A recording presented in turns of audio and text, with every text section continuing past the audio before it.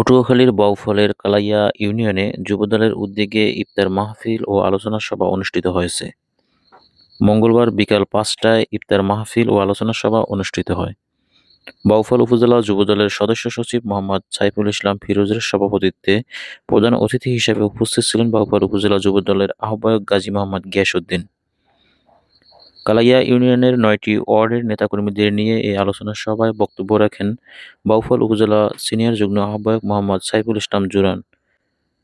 এছাড়াও বক্তব্য রাখেন মোহাম্মদ রিয়াজ মাহমুদ, বাদল খান, জসিমউদ্দিন পঞ্চায়েত সহ স্থানীয় নেতৃবৃন্দ।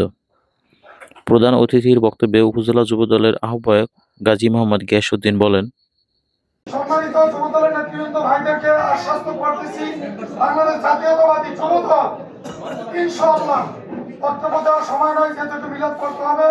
ইনশাআল্লাহ এই কমিটি কোন টাকা খাইয়া কমিটি দেবে না, আপনারা নিশ্চিত থাকেন।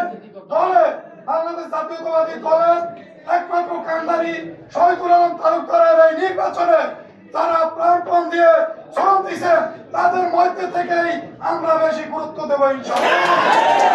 কারণ বাংলার উপজেলা বিএনপি শহীদুল আলম তালুকদারের নেতৃত্বে এগিয়ে যাবে, শহীদুল আলম তালুকদারের নেতৃত্বে এগিয়ে যাবে এবং যুবদল একটি শক্তিশালী যুবদলের কমিটি উপহার দেবে।